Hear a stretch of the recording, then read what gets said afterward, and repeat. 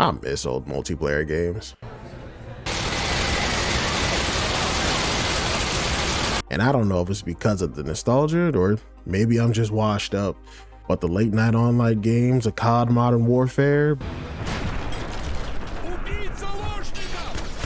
Battlefield 3,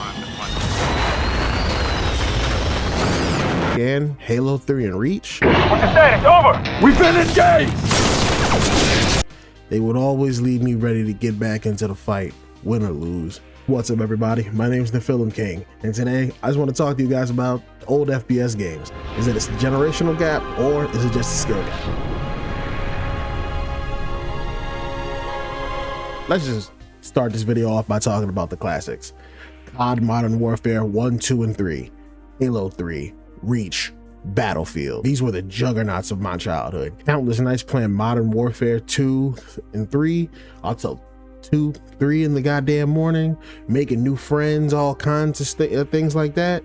Having some of the best matches in gaming, period. Modern Warfare 2 is a legend to most millennials like myself in the the mid to late 2000s, actually. Halo 3 and Reach having some of the best gaming narratives of all time on top of Bungie's legendary shooting mechanics. Battlefield 3 and its large-scale, objective-based matches lent itself well to high-intensity, action-packed moments that you could only find on Battlefield.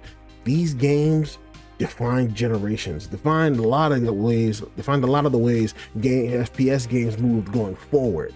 With classic maps like Rust, Metro, and the Pit for Halo. How many of us spent countless hours getting whooped on or doing the whooping in Modern Warfare 2 just for someone to go out in the lobby and challenge you? You and me, 1v1 Rust. How many matches at Terminal did we play where that long hallway in the center of the airport was nothing but a kill zone? Metro, where every bullet and every rail was a possible angle to kill or be killed, and where no one was safe.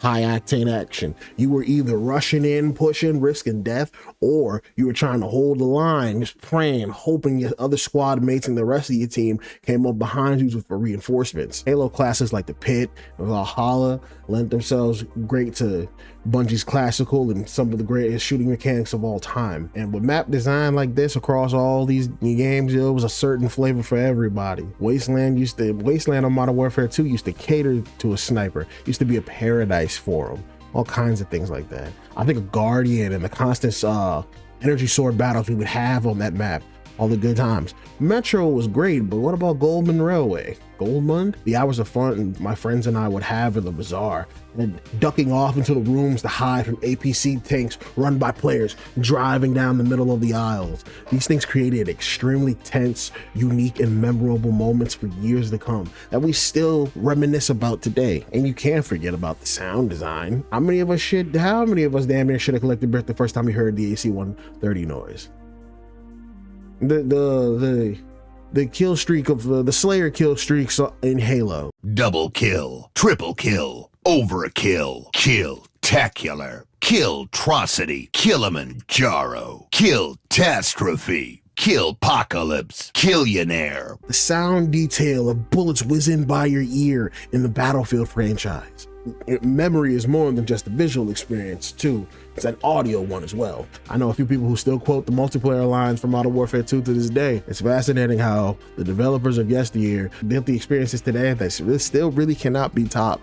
They're one of a kind. But these games are nothing if we don't talk about the multiplayer. Multiplayer like Halo and Modern Warfare 1, 2, and 3 define generations of FPS gamers.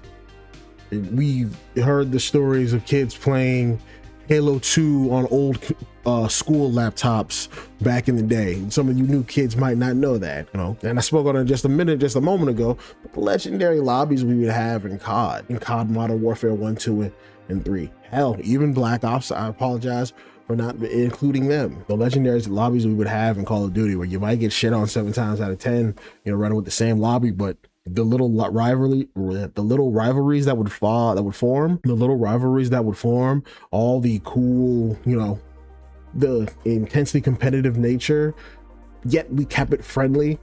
No one took it too serious. Call of Duty's 360 no scope compilations were an integral part of the meme culture back then, and does play a big part into how we see memes nowadays. The wins and fail compilations and Halo 3 and Halo Reach always did a great job of showing how precise and accurate the hitboxes in Bungie's legendary shooter were. You'd see rockets get shot at a pelican and it turn to the side and they peel through, bullets weaving into under the arms and the legs of Spartans. Not only were these like marvels of technical ingenuity, but these were also like hilarious ways to essentially game the system, essentially get off scot-free. Try your luck. This led to great times with great friends, and you'd even made new friends along the way of all ages and all groups. Where'd you play?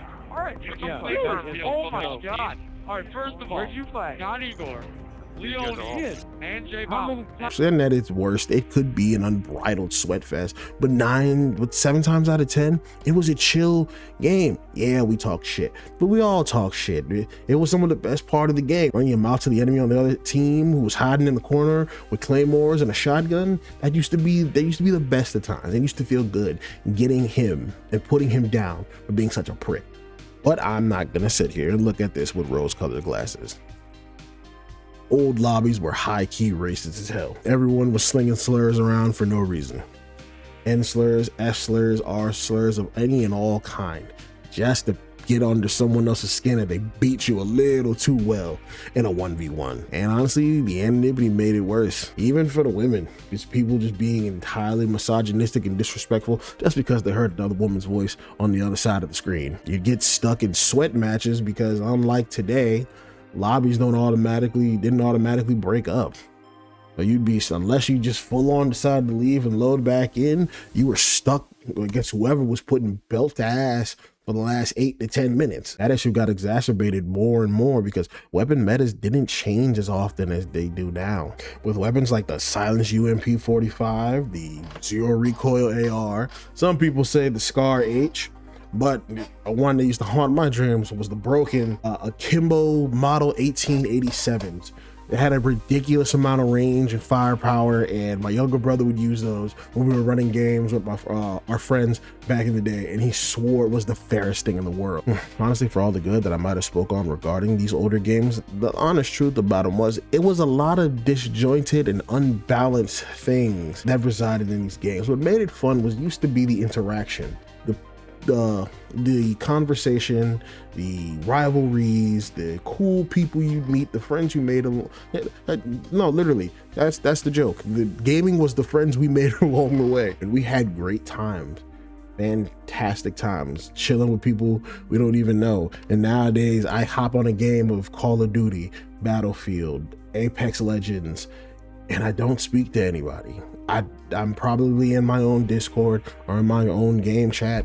I'm just speaking to my friends. I don't feel the need to be friendly with anybody. But back then we had such a sense of wonder and, excitement to meet these people and play these games that something got lost in translation. You know what? Speaking of the things that got lost in translation, let's talk about what's different now. See, these games are 24/7 sweat fest, even with the constant meta changes. With websites like Warzone Stats and all kinds of websites dedicated telling you what's the best meta weapon at any given time just so you can get in, and that kills variety. One of my favorite guns in the original Modern Warfare 2 was the FAMAS. I wasn't even rocking the ACR or anything like that at the time, but now you just see people using all types of SMGs and sniper rifles. The lack of diversity in most people's weapon kit leads to a really stagnated playing field, and it kind of hurts whenever you want to go out and use something else that you might have found interesting in the armory. You can't use it, it's not meta, you're gonna get shit on. That leads to real stale long-term gameplay, and that's just the player base.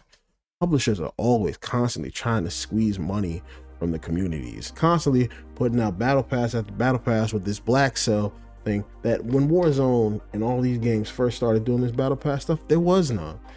You're already getting 10 to 20 bucks for the battle pass. What do you mean you need an extra $30? An extra $30 to get some unique skins in black and gold? It's not worth it. And I advise no one to go buy. I advise no one to go in there and pay for those things. And for all the money they're making, they're not really putting it back into development either. They're constantly rehashing maps and old content. It prevents the developers for expanding on and building new experiences for the young guys. I want the new generation to have their Rust. I want the new generation to have their Metro. Battlefield 6 is going through the same issue. Everyone just keeps asking them to bring back new maps. I'm tired of Metro. I'm tired of Goldman Railway. Hey, I'm tired of all that. I want new experiences. I want new maps. I want new guns. And to a degree, I would like gaming to go back to the way it was, just a bit. But that's my thoughts. What do y'all think? Is my generation just washed up, or are we just hating for the new kids on the block? Are we just a bunch of old dudes stuck in the past? Or can you see what I'm talking about?